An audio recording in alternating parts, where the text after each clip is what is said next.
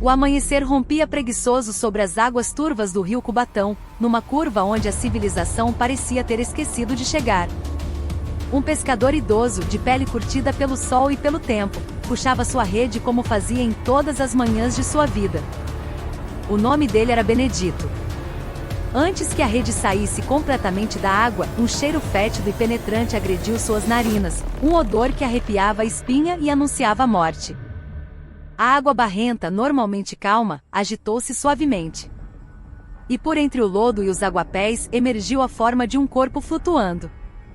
A cabeça estava inclinada num ângulo antinatural, a pele desprendia-se em alguns pontos, as roupas estavam pesadas de lama, e o corpo balançava ao sabor da correnteza, como se tivesse sido arrastado pela própria escuridão da noite. Não havia carteira, não havia celular, não havia qualquer tipo de identificação. Apenas o corpo de um homem que visivelmente fora arrastado, espancado e depois atirado ao rio. Como se aquele leito poluído pudesse engolir todos os pecados humanos. Benedito recuou alguns passos, as mãos tremendo. Ele sabia, com a certeza dos homens que conhecem os segredos do rio, que aquele cadáver à sua frente não era vítima de um simples afogamento. Alguém o tinha matado e tentado enterrar a verdade no fundo lamacento do rio Cubatão. No início de março de 2023, numa pequena e poeirenta cidade do agreste pernambucano chamada Garanhuns, vivia um homem chamado Bruno Santos. Aos 33 anos, era um pedreiro conhecido por ser calado e avesso a confusões. Seu corpo era magro, a pele queimada de sol e as mãos grossas, cheias de calos.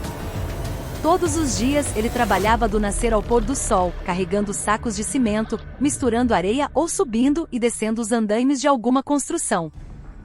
A única coisa que tornava sua vida mais leve era o som da risada do seu filho e as breves chamadas de vídeo de sua esposa, Silvana Lima, que trabalhava longe, em Cubatão, no coração industrial de São Paulo.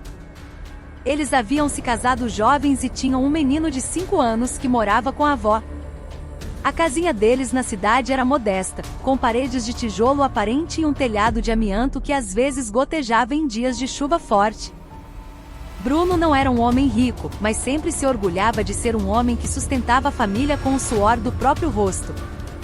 Enquanto minha mulher e meu filho estiverem felizes, eu aguento qualquer cansaço, ele costumava dizer à sua mãe, Dona Sônia, uma senhora cuja vida girava em torno de uma pequena horta, comida quente no fogão e o neto, sua única alegria. Contudo, nos últimos meses, o rosto de Bruno andava frequentemente sombrio.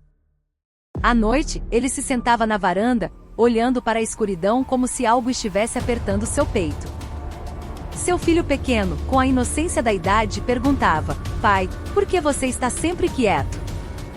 Mas Bruno apenas afagava a cabeça do menino, forçando um sorriso fraco. Numa cidade pequena, as notícias correm mais rápido que o vento. Alguns vizinhos começaram a ouvir Bruno reclamar baixinho sobre a esposa, que estava cada vez mais difícil de contatar. Silvana, que antes era dedicada e enviava mensagens o dia todo, de repente passou a responder de forma curta e fria. Às vezes, estava online no WhatsApp, mas não respondia. Às vezes, o telefone chamava por um instante e depois caía na caixa postal. Certa noite, durante uma ligação, Bruno ouviu a voz de um homem ao fundo, falando com Silvana de maneira familiar. Ele perguntou: Quem está aí? Mas Silvana apressou-se em responder: É só um colega de trabalho, veio perguntar sobre o turno, e desligou o telefone abruptamente. A partir daquela noite, Bruno não teve mais paz. Era como se carregasse uma pedra no peito. No dia 10 de março, depois de um almoço simples de arroz, feijão e ovo frito, Bruno sentou-se diante de sua mãe. Seu rosto estava cheio de hesitação, mas seus olhos mostravam uma firmeza recém-descoberta. Mãe, eu vou para Cubatão. Dona Sônia virou-se rapidamente. O que aconteceu? Sua esposa está doente? Bruno balançou a cabeça negativamente devagar. Eu preciso encontrar com ela. Perguntar cara a cara. Se for verdade que ela tem outro homem, eu trago nosso filho de volta para casa e deixo ela seguir a vida dela. A voz embargada fez Dona Sônia sentir um nó na garganta. Ela sentia que havia algo muito mais sombrio naquela história do que parecia. Mas como mãe, sabia que certos problemas de casamento só podiam ser resolvidos entre marido e mulher. Ela preparou uma pequena mochila para Bruno, 2 mudas de roupa, uma jaqueta fina e uma escova de dentes. Bruno colocou na mochila um envelope com R$ 2.000, suas pequenas economias de meses de trabalho. É para ela. Se ela estiver precisando, disse ele em voz baixa antes de partir. Seu filho agarrou sua calça com força. Pai, não demora, tá? Bruno sorriu, tentando esconder sua agonia. O pai volta logo. O pai só vai buscar a mãe. Naquela tarde, na rodoviária de Garanhuns, ele embarcou num ônibus noturno com destino ao terminal Tietê, em São Paulo. A longa viagem pela estrada escura fez Bruno pensar ainda mais.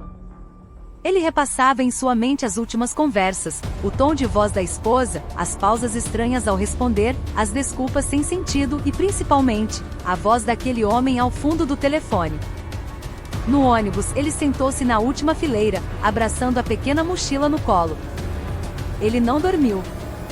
Apenas olhava pela janela, murmurando para si mesmo: tomara que eu esteja errado. Tomara que seja tudo um mal-entendido. Mas a cada quilômetro que o ônibus avançava, seu mau pressentimento se fortalecia. O ônibus chegou ao terminal Tietê pouco antes do anoitecer do dia 12 de março. As luzes da cidade se refletiam nas poças d'água de uma chuva recente. O terminal estava lotado, mas Bruno sentia-se completamente sozinho, parado no meio da multidão, sem saber para onde ir. O mototaxista, um homem de uns 47 anos com o rosto marcado pelo sol e pelo cigarro, chamado Hélio, aproximou-se. Para onde vai, patrão? Bruno respondeu em voz baixa, quase um sussurro. Para Cubatão, um bairro chamado Jardim Casqueiro. Hélio assentiu. Sobe aí, eu te levo. Na garupa da moto velha que roncava baixo, Bruno observava as ruas escuras, segurando com força as alças da mochila. Seu peito batia descompassado. De vez em quando, ele passava a mão no rosto, como se quisesse espantar o medo que o acompanhava desde a tarde. Quando a moto entrou numa viela estreita perto do polo industrial de Cubatão, Bruno engoliu em seco. A casa que eu procuro é por aqui, Hélio respondeu. Sim, patrão. Muita gente que trabalha nas fábricas mora por aqui. De dia é um entra e sai, mas de noite é assim mesmo. Vazio, e o vento é frio. Bruno desceu, pagou a corrida e ficou sozinho na entrada da viela, sob a luz amarelada de um poste. Ele respirou fundo. Ao longe, via várias kitnets e casas pequenas amontoadas com paredes finas e portas de madeira gasta. Em uma daquelas casinhas, Silvana morava. Era ali que Bruno esperava encontrar respostas. Mas ele não sabia que, naquela noite, outra pessoa estava dentro da casa com ela. E que seus passos em direção àquela viela seriam os últimos que ele daria em vida. A viela no Jardim Casqueiro estava silenciosa naquela noite. Ouvia-se apenas o som do vento batendo nas telhas de zinco das casas. Bruno Santoso parou por alguns segundos, tentando controlar a respiração antes de continuar. Ele olhou para cada porta, tentando se lembrar da foto da fachada que a esposa havia lhe enviado um ano antes. Uma kitnet com paredes desbotadas, uma janela pequena e uma luz fraca na varanda. Conforme Bruno caminhava lentamente pela viela, avistou ao longe uma única porta com a luz acesa. Era a casa de Silvana. Seus passos tornaram-se mais pesados, como se algo tentasse impedi-lo de avançar. Atrás daquela porta, ele esperava encontrar a esposa de quem sentia tanta falta. Mas seu instinto continuava a sussurrar que a verdade daquela noite não seria fácil de aceitar. Dentro da pequena casa, Silvana Lima estava sentada, inquieta, na beirada de um colchão fino. Seu rosto estava pálido, a respiração curta. À sua frente, um homem de corpo forte, vestindo uma camiseta preta, estava de pé. Ricardo Oliveira, colega de trabalho e o amante que ela vinha escondendo. O Bruno deve estar perto, disse Silvana, com a voz trêmula. Ricardo encostou-se na parede, o maxilar contraído. Calma. A gente diz que ele entendeu tudo errado. Se ele fizer barulho, deixa que eu resolvo. Silvana olhou para Ricardo com uma mistura de medo e ansiedade. Eu não quero que aconteça nada. Eu só Não estou pronta para encontrar com ele. Ricardo apenas assentiu, mas pelo seu olhar, ficava claro que ele não tinha a intenção de deixar a situação se resolver pacificamente. Do lado de fora, Bruno se aproximou da porta. A 2 metros de distância, ele ouviu algo. A voz de um homem. Aquela mesma voz. O som fez seu sangue gelar nas veias. Ele bateu na porta 1 vez, 2 vezes. Sil, sou eu, o Bruno. Silêncio. Então, ouviu passos apressados lá dentro. A porta se abriu uma fresta e pela pequena abertura, Bruno viu o rosto de Silvana. Os olhos de sua esposa estavam arregalados, chocados, tomados pelo pânico. Bruno? O que você? Eu vim porque você não atendia o telefone, cortou Bruno, com a voz baixa, mas trêmula. Posso entrar? Silvana engoliu em seco. Agora não dá. Eu tô cansada. A gente conversa amanhã. No entanto, antes que Bruno pudesse responder, a porta se abriu um pouco mais e Ricardo apareceu atrás de Silvana. Seus olhares se cruzaram. A viela de repente pareceu mais estreita, o ar mais frio. Quem é esse? Perguntou Bruno, a voz rouca. Ricardo sorriu de lado, um sorriso gelado. Colega de trabalho. Qual o problema? Silvana desviou o olhar, evitando os olhos do marido. Uma pontada de dor aguda atravessou o peito de Bruno. Suas mãos se fecharam em punhos. Não de raiva, mas de uma decepção profunda demais. Eu vim de longe, de Pernambuco, só para conversar. Se tem alguma coisa acontecendo, eu quero ouvir da sua boca. Silvana permaneceu em silêncio. Ricardo então deu um passo à frente, colocando-se entre eles. Ela já disse que está cansada. É melhor você ir embora. Bruno encarou Ricardo com fúria. Isso é um assunto de família. Você não se mete. Essa frase fez Ricardo se aproximar mais rápido do que Bruno esperava. A mão de Ricardo empurrou o peito de Bruno com força, fazendo-o tropeçar para trás. O som de seu corpo batendo contra a parede de tijolos foi seco e alto. Ricardo, gritou Silvana em voz baixa com medo de que os vizinhos ouvissem. Mas Bruno, instintivamente, levantou-se de novo. Seu rosto estava vermelho. Ele olhou para Silvana, seus olhos cheios de uma dor mais profunda que a dor física. Silvana. Então é verdade. Ela não respondeu. Seu silêncio foi mais cruel do que qualquer palavra. E foi esse silêncio que tornou Ricardo ainda mais agressivo. Ele puxou Silvana para trás, como se a afastasse do marido. Ela não precisa mais de você, disse Ricardo, o tom de voz carregado de desafio. Bruno deu um passo à frente, a mão levantada como se quisesse alcançar Silvana, não para agredir, mas para suplicar. No entanto, Ricardo foi mais rápido. Ele pegou um pedaço de caibro que estava encostado na parede da varanda, usado para segurar a porta. Num instante, Ricardo brandiu a madeira. Bruno conseguiu se virar, mas o primeiro golpe atingiu seu ombro, fazendo sua mochila cair no chão. O segundo golpe quase acertou sua cabeça, mas ele se defendeu como pôde. Para Ricardo. Não, a voz de Silvana tremia, mas a raiva de Ricardo já havia obscurecido sua mente. Bruno recuou, cambaleando, mas ainda tentando se manter de pé. Eu não quero brigar. Eu só quero minha esposa de volta. Essas palavras apenas inflamaram Ricardo ainda mais. Com um movimento rápido, ele empurrou Bruno para dentro da casa. Bruno tropeçou numa cadeira pequena e caiu. Silvana gritou, cobrindo a boca com as mãos trêmulas. Ricardo olhou para Bruno, ofegante. Você vem aqui no meio da noite, grita, faz confusão. E agora quer tirar ela de mim? Bruno tentou se levantar, mas Ricardo balançou a madeira mais uma vez. Desta vez, o golpe acertou em cheio a lateral de sua cabeça. Um som oco e pesado ecoou na pequena sala. O corpo de Bruno balançou, seus olhos ficaram vazios por um instante, e em segundos ele desabou no chão. Silvana prendeu a respiração. Seu corpo amoleceu, como se tivesse perdido os ossos. Ricardo, o que você fez? Ricardo ficou parado e imóvel, segurando o pedaço de madeira agora manchado de sangue. Sua respiração estava irregular. No chão, Bruno jazia de lado, imóvel. O silêncio que se seguiu era muito mais assustador do que o som de qualquer golpe. Porque naquele momento Silvana e Ricardo perceberam uma coisa: eles tinham acabado de cruzar um ponto do qual não poderiam mais voltar. A pequena Kitne de repente se transformou num vácuo. Não havia som algum, exceto a respiração ofegante de Ricardo Oliveira e o coração de Silvana Lima batendo tão forte que ela podia ouvi-lo nos próprios ouvidos. No chão, Bruno Santos jazia de lado. Seu corpo inerte. Silvana se aproximou, os joelhos tremendo. Bruno, sua voz era rouca, quase inaudível. Ela tocou o ombro do marido, mas Bruno não respondeu. Não havia movimento no peito, nenhum som de respiração. Ricardo, ele só desmaiou, não é?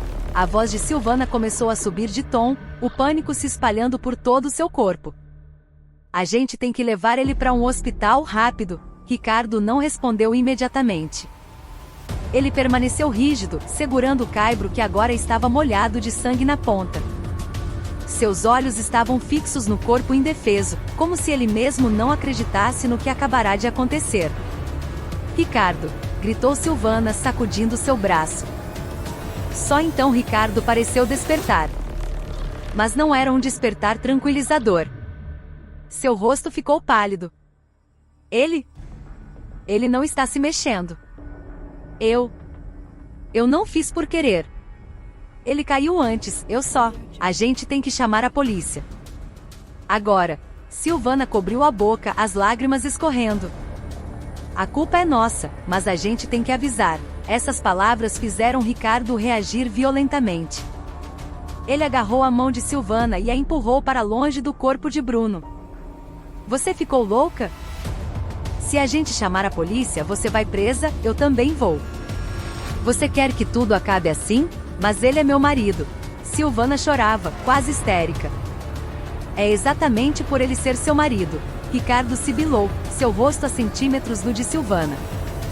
As pessoas vão dizer que você planejou tudo. Você sabe disso, não sabe?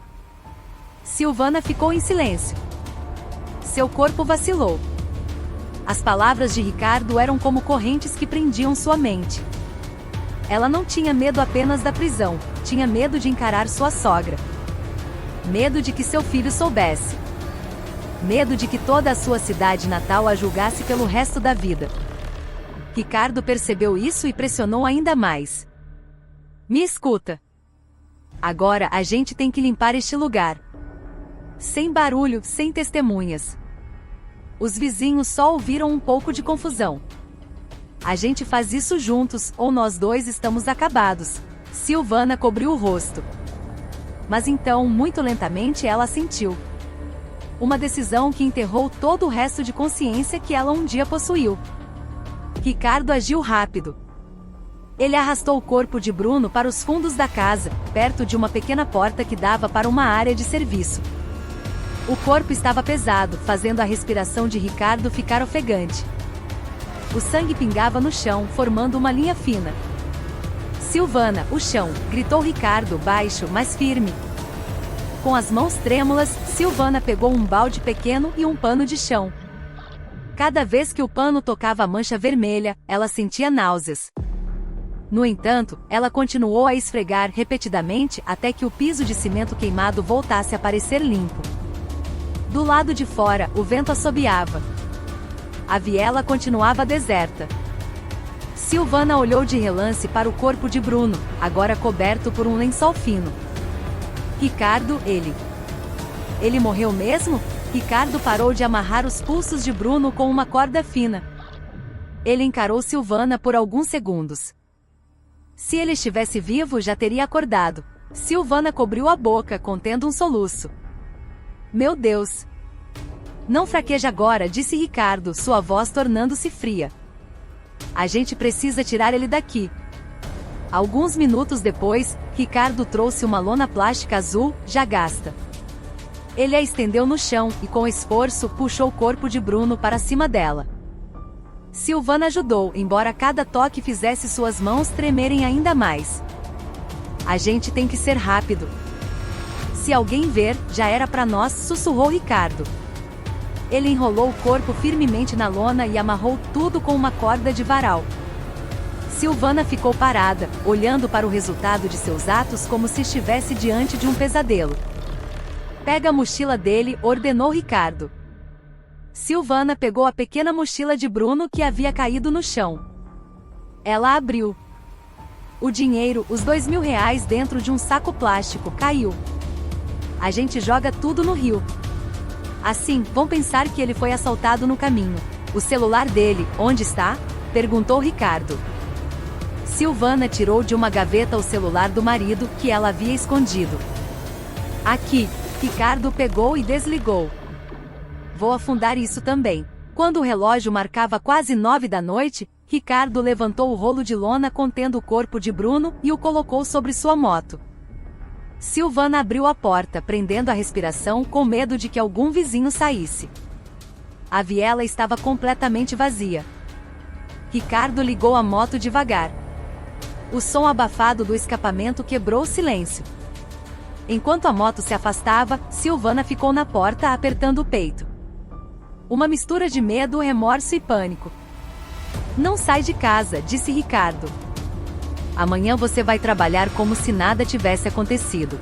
Silvana apenas assentiu. A moto desapareceu na escuridão da noite, levando o corpo de seu marido em direção à margem do rio Cubatão, o lugar onde o segredo deles seria lançado, na esperança de que a correnteza pudesse levar embora todos os vestígios. Naquela noite, o rio Cubatão estava escuro como breu.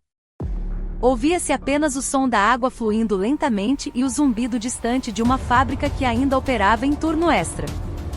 Ricardo Idaia chegou à margem do rio por volta das 9 e pouco. Ele desligou o farol da moto e desceu uma pequena encosta escorregadia. A lona com o corpo de Bruno Santos foi arrastada lentamente. Pesava como um pecado que ele não conseguia soltar. Cada passo tornava sua respiração mais pesada, suas mãos mais trêmulas. Na escuridão, Ricardo olhou para o embrulho por um longo tempo, como se esperasse que Bruno acordasse e acabasse com aquilo. Mas o corpo permaneceu imóvel. Desculpa, cara. A culpa é sua por ter aparecido de repente, murmurou ele, a voz trêmula. Mas as palavras não aliviaram seu coração. Ele chutou o rolo de lona até a beirada e com toda a força, empurrou-o para o rio. Um som de algo pesado caindo na água, e então as ondulações engoliram a forma humana. Ricardo ficou parado, estático, até que o embrulho foi levado lentamente pela correnteza. Quando a última sombra desapareceu, Ricardo ligou a moto e foi embora sem olhar para trás. Na manhã seguinte, Silvana Lima foi trabalhar como de costume. Seu rosto estava pálido, seus passos vacilantes, mas ela se esforçou para manter uma rotina normal na fábrica. Seus colegas apenas pensaram que ela estava cansada. Ninguém sabia que na noite anterior, ela havia limpado o sangue do marido do chão de sua casa. No entanto, a ansiedade era impossível de esconder completamente. Cada som de máquina, cada barulho alto na fábrica fazia Silvana pular, como se uma sombra a estivesse perseguindo. Enquanto isso, em Garanhuns, Dona Sônia esperava um telefonema do filho desde que Bruno partirá. O número dele estava sempre desligado. Dona Sônia tentou ligar para Silvana várias vezes, mas a resposta era sempre a mesma: ele ainda não apareceu, Sônia. Talvez ele tenha parado em algum lugar antes. O tom de voz dela, no entanto, soava estranho, como se estivesse se forçando a parecer calma. Os dias se passaram sem notícias, até que Dona Sônia, desesperada, registrou um boletim de ocorrência na delegacia local. E de lá, a informação foi repassada para a Polícia Civil de Cubatão no dia 18. Dois investigadores da delegacia de Cubatão, o inspetor Braga e o inspetor Nunes, foram até a vila onde Silvana morava. Bateram na porta educadamente. Bom dia. Recebemos a informação de que seu marido está sendo procurado pela família. Gostaríamos de fazer algumas perguntas. Silvana abriu a porta com as mãos tremendo levemente. Ela forçou um sorriso tenso. Pois não, senhores. Eu também estou preocupada. Meu marido disse que viria para cá, mas não chegou. Não tive mais nenhum contato. Um dos inspetores, Braga, olhou-a nos olhos. Nenhum contato? Silvana balançou a cabeça, o coração disparado. Nenhum, senhor. O inspetor olhou ao redor da kitchen. Pequena arrumada. Nenhum sinal de algo estranho. Podemos dar uma olhada rápida? Silvana hesitou por um segundo. Claro, fiquem à vontade. Dentro da casa, os inspetores observaram o chão, as paredes, os cantos da sala. Nenhuma mancha suspeita. Tudo parecia limpo. Limpo demais para a casa de uma operária de fábrica. Braga trocou um olhar sutil com Nunes, um pequeno sinal de que algo não estava certo. A senhora trabalhou na noite do dia 12? Perguntaram eles enquanto anotavam. Silvana engoliu em seco. Sim, eu estava no turno da noite. No entanto, quando a polícia confirmou a informação com o RH da fábrica, um fato contraditório surgiu. Na noite do crime, Silvana Lima havia pedido para sair mais cedo, alegando estar doente. Essa inconsistência fez a polícia começar a suspeitar. Dias depois, o Rio Cubatão devolveu o segredo que Ricardo pensava ter afogado. Um pescador encontrou um corpo boiando na margem. O corpo estava inchado, o rosto desfigurado, mas as roupas e as características físicas apontavam para uma única possibilidade: aquele homem era Bruno Santos. A polícia imediatamente isolou a área, coletou amostras, removeu o corpo com cuidado. Na perícia, o legista observou o ferimento na cabeça, claramente resultado de uma pancada com um objeto contundente. Isso não foi afogamento, disse um dos peritos, a voz firme. Isso foi homicídio. De repente, Silvana tornou-se a primeira pessoa a ser investigada. Naquela tarde, os inspetores Braga e Nunes voltaram à casa de Silvana. Desta vez, o tom era sério. Senhora Silvana, precisamos que nos acompanhe até a delegacia. Há novas descobertas sobre o seu marido. Silvana sentiu as pernas fraquejarem. Ela sabia, ela sempre soube que esse dia chegaria, mas não esperava que fosse tão rápido. Durante todo o caminho até a delegacia, o rosto do marido, sorrindo, pedindo desculpas quando chegava tarde, brincando com o filho na chamada de vídeo, não parava de surgir em sua mente. Silvana fechou os olhos, segurando o choro que queria explodir. A farsa não poderia mais salvá-la. A sala de interrogatório da delegacia de Cubatão era fria e silenciosa. Havia apenas uma mesa de metal, duas cadeiras e uma luz branca que incidia diretamente sobre o rosto de Silvana Lima. Ela se sentou, as mãos entrelaçadas, os dedos úmidos de suor. À sua frente, os dois inspetores, Braga e Nunes, abriram um arquivo com movimentos calmos, mas cheios de pressão. Silvana, começou Braga, olhando-a nos olhos. Antes de começarmos, queremos que saiba que o corpo encontrado no Rio Cubatão hoje tem uma forte probabilidade de ser o do seu marido. Silvana estremeceu. Sua respiração ficou presa por um instante. Ela mordeu o lábio até ficar branco. Estamos aguardando a identificação oficial, continuou Braga, mas pelas roupas e características físicas, é quase impossível ser outra pessoa. Silvana abaixou a cabeça, os ombros tremendo levemente. No entanto, nenhuma lágrima saiu, apenas um medo que sufocava seu peito. Nunes abriu suas anotações. Vamos começar com o básico. A senhora disse que seu marido não veio a Cubatão. Correto? Silvana assentiu lentamente. Mas temos uma testemunha, um mototaxista que viu um homem parecido com seu marido descer no terminal Tietê e o trouxe até a entrada da sua viela, aqui no Jardim Casqueiro. Silvana engoliu em seco. O coração batia descontroladamente. Por que a senhora disse que ele não veio? Continuou Nunes, sendo que ele chegou até a porta da sua casa. Silvana tentou falar, mas sua voz falhou. Eu não sei, senhor. Talvez ele tenha errado o endereço. Braga deslizou uma foto sobre a mesa.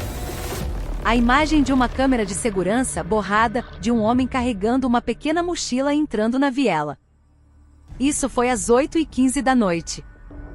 E este homem é muito parecido com seu marido. Silvana cobriu a boca. As lágrimas finalmente caíram. Senhor, eu realmente não o vi naquela noite. Braga se inclinou para a frente.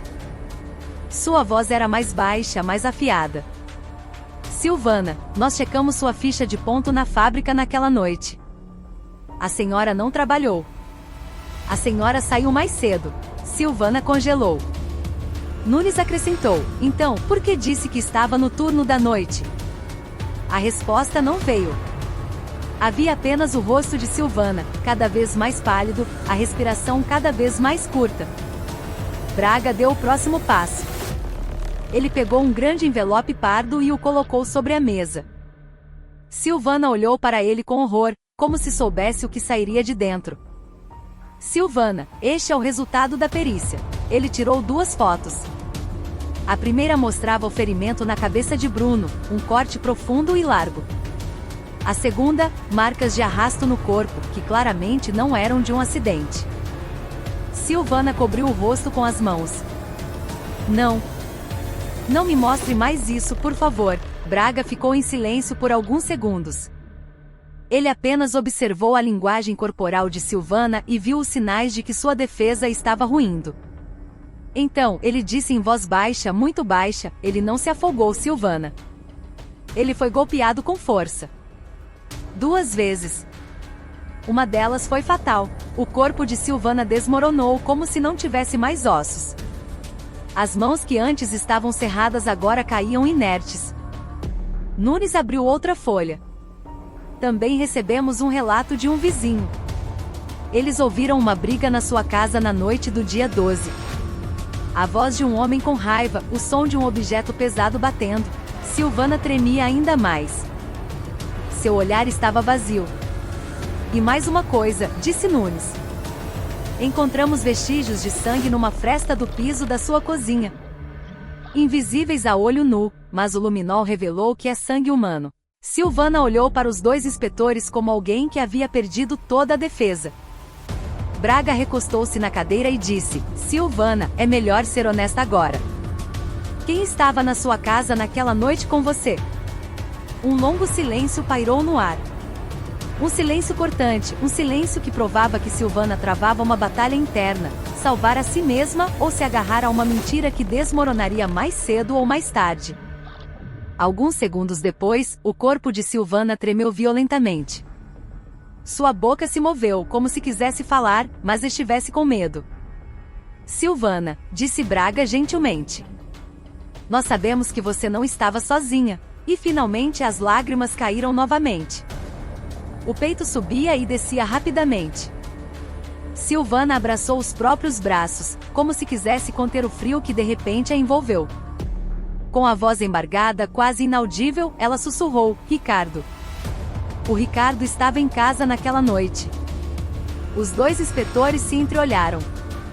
Aquela era a primeira rachadura. E a partir dali, o escudo de mentiras de Silvana ruiria por completo. Assim que o depoimento de Silvana foi registrado, a delegacia de Cubatão imediatamente organizou uma operação. O nome de Ricardo Oliveira entrou oficialmente na lista de procurados. Todas as saídas da região foram monitoradas, terminais rodoviários, pontos de ônibus, oficinas, a antiga casa alugada de Ricardo, até mesmo o bar onde ele costumava ir. Em questão de horas, a foto de Ricardo foi distribuída para todas as patrulhas. A caçada havia começado. Enquanto isso, Ricardo já sentia o cerco se fechar antes mesmo de a polícia agir. Quando Silvana foi chamada para o primeiro depoimento, ele começou a ficar inquieto. Vendeu seu celular para um camelô na rua por um preço baixo e abandonou sua kitnet sem deixar rastros. Naquela tarde, ele vagava pela área próxima ao terminal rodoviário de Cubatão, o cabelo escondido sob um boné preto, o rosto coberto de suor frio. Ele só pensava em uma coisa: fugir de São Paulo o mais rápido possível. No entanto, seu comportamento nervoso chamou a atenção de um guardador de carros que o reconheceu da foto que circulava nos grupos de WhatsApp da comunidade. Chefe, aquele cara ali não é o que a polícia tá procurando. Sussurrou ele para um policial militar que estava de patrulha. Quando o policial olhou, Ricardo rapidamente virou o rosto e andou depressa em direção à plataforma de ônibus. A suspeita surgiu imediatamente. Alguns minutos depois, 2 policiais da patrulha se aproximaram lentamente. Eles fingiram inspecionar a área do terminal, mas seus olhos estavam focados nos movimentos de Ricardo. Ricardo ficava cada vez mais nervoso. Ele abaixou a cabeça, abraçando uma pequena mochila com algumas roupas, e tentou entrar na fila de um ônibus com destino a Minas Gerais. Parado, gritou um dos policiais. Ricardo sobressaltou-se. Ele se virou e correu para um beco estreito entre os quiosques do terminal. O grito do policial ecoou pelo terminal lotado: polícia! Não corra! Ricardo esbarrou no vendedor de cigarros, quase caiu, mas continuou correndo. A respiração ofegante, o suor escorrendo. Ele sabia que se fosse pego tudo estaria acabado.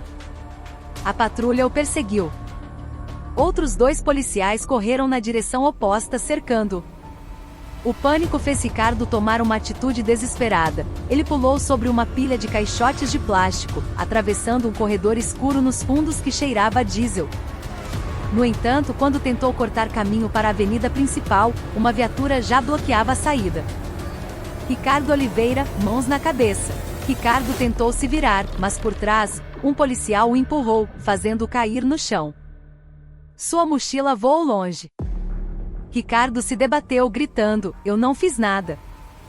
Foi a Silvana que começou. Foi a Silvana. A mão do policial pressionou suas costas enquanto o outro algemava seus pulsos. Cala a boca. Você vem com a gente. Ricardo ainda tentou resistir, mas sua força não era páreo. Segundos depois, ele foi levado para a viatura, o rosto pálido e apavorado. Uma multidão de curiosos começou a se formar. Sussurros se espalharam rapidamente: é aquele que matou o marido da outra. Por isso estava correndo. Parecia um bandido fugindo.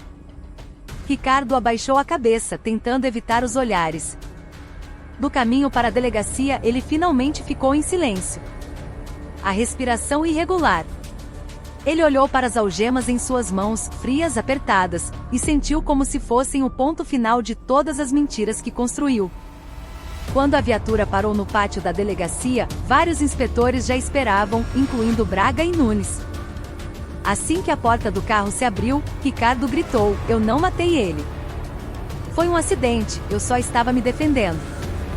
Mas Braga não se abalou. Ele se aproximou, encarando Ricardo sem piscar. Você pode explicar isso lá dentro. Agora venha com a gente. O corpo de Ricardo foi levado para a sala de interrogatório. O cheiro de seu suor misturava-se a um aroma de medo que impregnava a sala. Assim que se sentou, ele começou a falar rápido, a voz gaguejando. Eu não queria matar ele. Eu só entrei em pânico.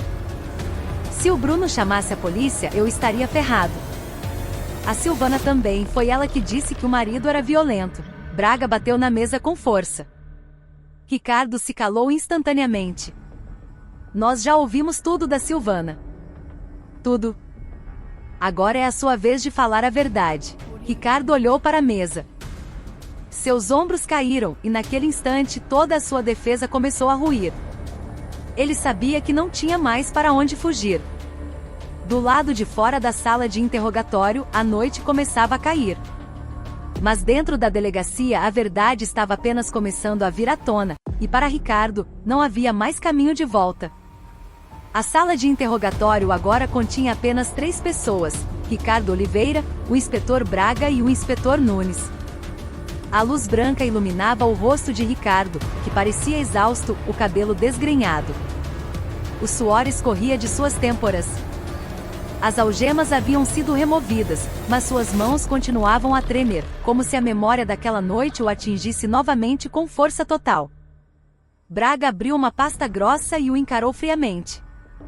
Ricardo. Vamos começar do início. Temos 2 versões da história, a sua e a da Silvana Lima. Agora queremos saber qual delas é a verdadeira. Ricardo passou a mão no rosto e respirou fundo. Senhor, eu não quero mentir. Mas a Silvana. Ela está escondendo muita coisa. Nunes o interrompeu imediatamente. Pare de culpar os outros se quiser alguma chance de ter a pena reduzida. Fale. Cada detalhe será comparado com as provas. Ricardo engoliu em seco. Quando começou a falar, sua voz estava rouca, como se tivesse segurado um grito por muito tempo. Naquela noite, eu estava na casa da Silvana. Eu fui porque ela disse que precisava de companhia. Ela disse que o Bruno vivia gritando com ela pelo telefone.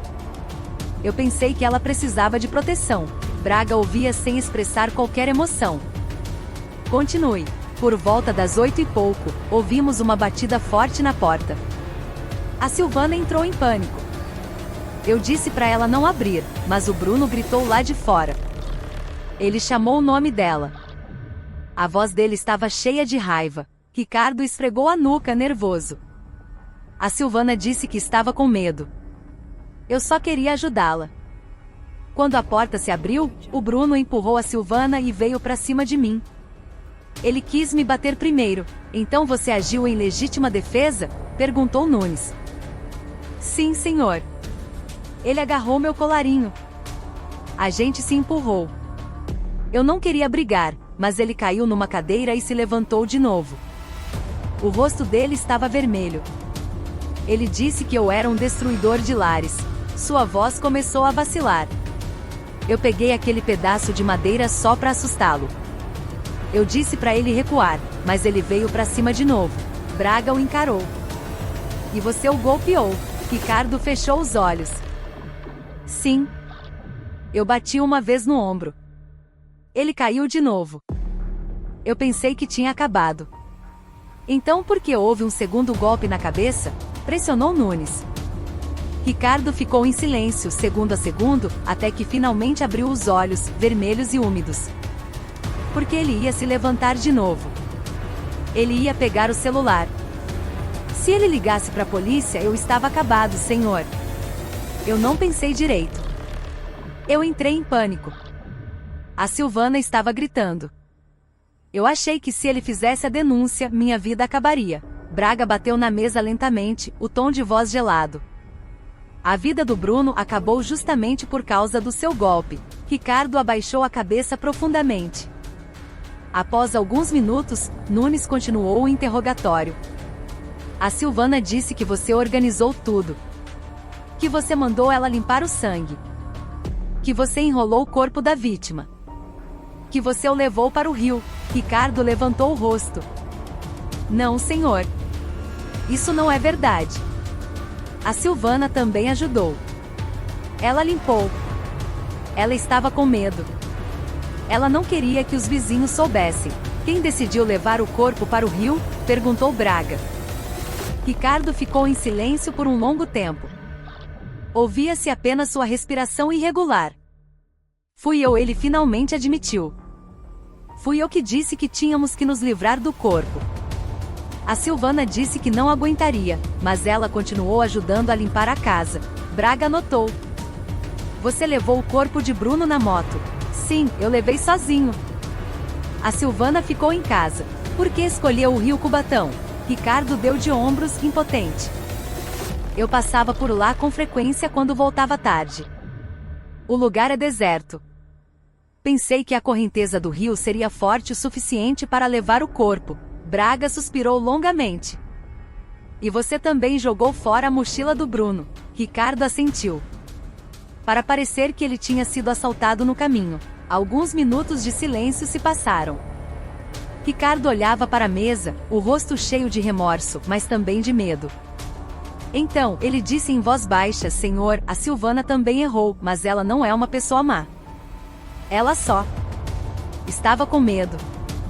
Ela não me mandou matar o marido dela. Nunes olhou para Braga. Então, na sua opinião, foi um acidente? Um acidente que eu mesmo causei, respondeu Ricardo amargamente. Eu não planejei nada. Eu não odiava o Bruno. Eu só perdi o controle. Braga fechou a pasta de arquivos. O som alto fez Ricardo estremecer. Ricardo Oliveira, disse Braga com firmeza.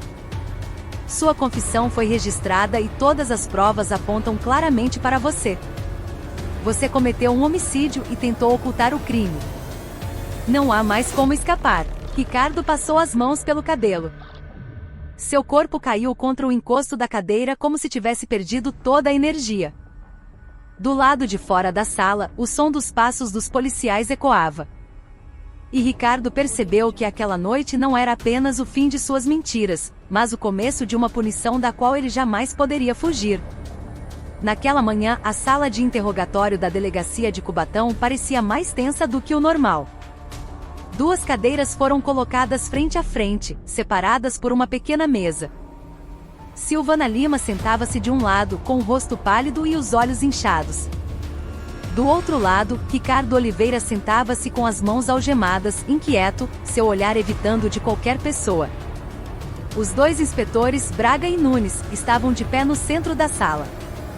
Hoje era a sessão de acariação. Os inspetores queriam confrontar as 2 versões dos acontecimentos, que até então não se encaixavam completamente. Braga iniciou a sessão com uma voz firme, mas controlada. Vamos colocá-los frente a frente para garantir que saibamos o que realmente aconteceu naquela noite. Respondam com sinceridade. Qualquer mentira será confrontada com as provas que temos. Silvana abaixou a cabeça, as mãos se apertando uma na outra. Ricardo respirou fundo, nervoso. Primeiro disse Braga, queremos confirmar a relação de vocês antes do ocorrido.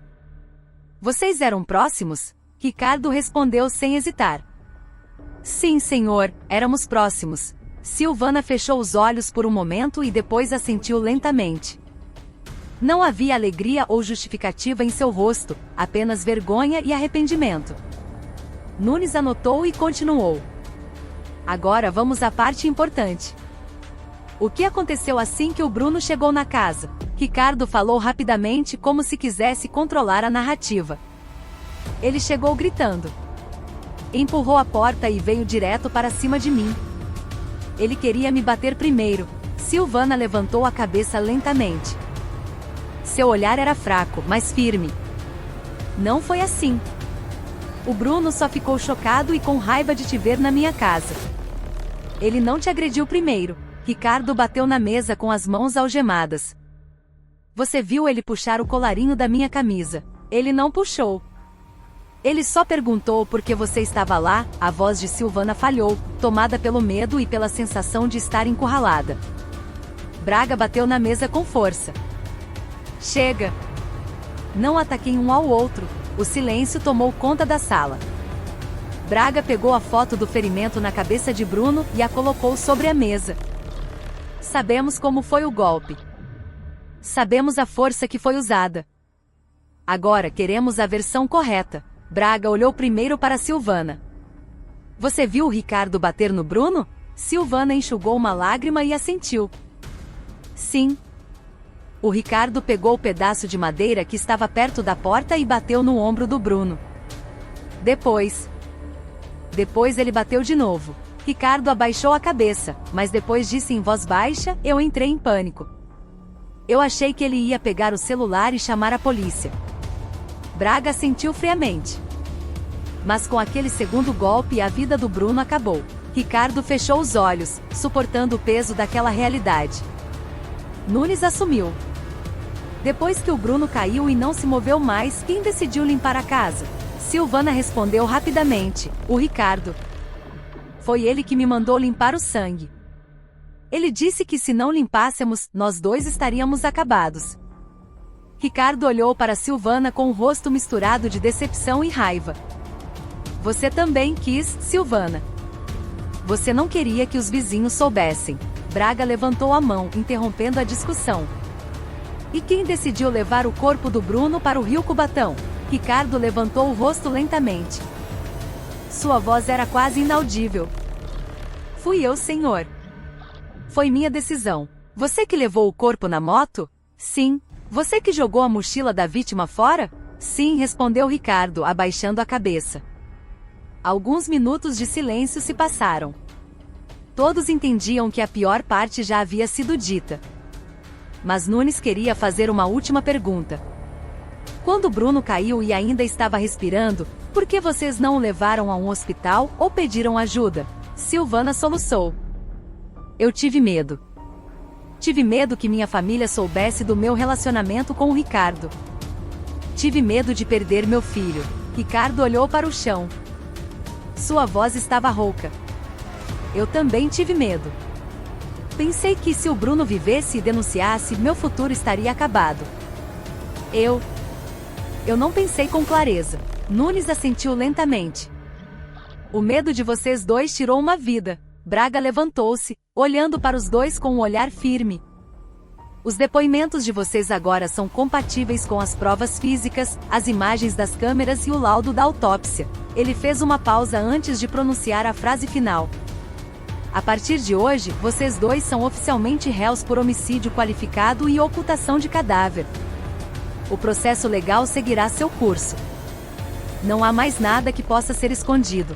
Silvana chorou soluçando. Seu corpo vacilou. Ricardo cobriu o rosto com as duas mãos, afundando-se no medo tardio. E a sala congelou com duas pessoas que um dia buscaram conforto uma na outra, agora afundadas juntas na escuridão do crime que elas mesmas criaram. Naquela manhã, nuvens cinzentas pairavam baixas sobre o céu de Cubatão. No pátio do fórum, dezenas de pessoas já se reuniam. Alguns eram jornalistas, outros, moradores locais que acompanhavam o caso desde o início. 2 carros da polícia pararam em frente à escadaria do prédio. As portas se abriram e 2 figuras desceram com passos pesados. Ricardo Oliveira, com o rosto pálido e abatido, e Silvana Lima, que parecia muito mais magra do que quando foi presa. Suas mãos estavam algemadas, mas o que mais os prendia não era o metal, mas a culpa, o medo e o futuro que já estava destruído. Os oficiais os conduziram para a sala do tribunal. A sala estava cheia, mas silenciosa como um velório. Na primeira fileira, a mãe de Bruno, Dona Sônia, estava sentada. Uma mulher de meia-idade com o rosto endurecido pela dor. Em seu colo, ela segurava firmemente uma foto de Bruno, o filho único que sempre fora o pilar da família. Quando Silvana entrou na sala, seu olhar caiu imediatamente sobre aquela foto. Ela tentou levantar o rosto 2 vezes, mas em ambas as vezes foi vencida pela onda de remorso que apertava seu peito. O juiz e os jurados entraram. A sessão começou. O promotor de justiça levantou-se e leu a acusação com uma voz clara e firme, como se cada palavra fosse um martelo quebrando, pouco a pouco, a defesa dos 2 réus. O réu, Ricardo Oliveira, é acusado de cometer o crime de homicídio qualificado. O réu golpeou a vítima 2 vezes com um objeto de madeira, causando ferimentos fatais que ceifaram a vida da vítima. Em seguida, o réu transportou o corpo da vítima em uma motocicleta e o descartou no rio Cubatão para ocultar o crime. Ricardo abaixou a cabeça profundamente. Seus ombros tremiam, embora ele tentasse se controlar. O promotor continuou. A ré Silvana Lima, como esposa da vítima, estava ciente da agressão, mas não tentou impedi-la. Pelo contrário, ajudou a limpar o sangue, a descartar provas e a encobrir a presença da vítima na noite do crime. Um murmúrio inquieto percorreu a sala. Muitos balançavam a cabeça, incrédulos de que uma esposa pudesse se envolver de tal maneira. O juiz concedeu a cada réu a oportunidade de fazer sua declaração. Silvana levantou-se primeiro. Sua voz era fraca, mas cada palavra era dita com uma mistura de vergonha e desespero. Eu não tenho desculpas para justificar o que fiz. Eu me perdi. Escolhi o caminho errado. Traí meu marido, traí meu filho. E no fim, me envolvi na destruição da vida de alguém que um dia me tratou tão bem. Ela parou, contendo um soluço. Se eu tivesse tido a coragem de parar antes, ou de denunciar, ou de dizer a verdade, talvez o Bruno ainda estivesse vivo hoje. A sala do tribunal ficou completamente em silêncio. Eu só quero dizer uma coisa para a mãe e a família do Bruno. Eu sinto muito, e nunca vou deixar de sentir. Ela se sentou, o corpo mole como uma boneca sem ossos. Ricardo então se levantou. Ele olhou para o juiz, depois para a foto de Bruno, e então para o chão. Eu nunca me orgulhei do que fiz. Eu também não sou um homem forte. Naquele momento eu entrei em pânico. Tive medo. Não pensei com clareza. Mas isso não é uma desculpa. Eu o golpeei 2 vezes. E aquele segundo golpe. Eu sabia que seria o fim da vida dele. Sua respiração estava pesada, quase engasgada. Se eu pudesse voltar atrás, eu teria preferido fugir, ou me entregar, ou qualquer outra coisa. Mas em vez disso, escolhi o caminho mais rápido para encobrir meu erro. E isso me tornou uma pessoa muito pior do que qualquer coisa que eu já imaginei. Ricardo fechou os olhos. Não peço perdão para ser libertado. Só espero que a família da vítima possa encontrar um pouco de paz depois disso. O júri se retirou para deliberar. Quando voltaram, o presidente do júri entregou o veredito ao juiz, que o leu em voz alta.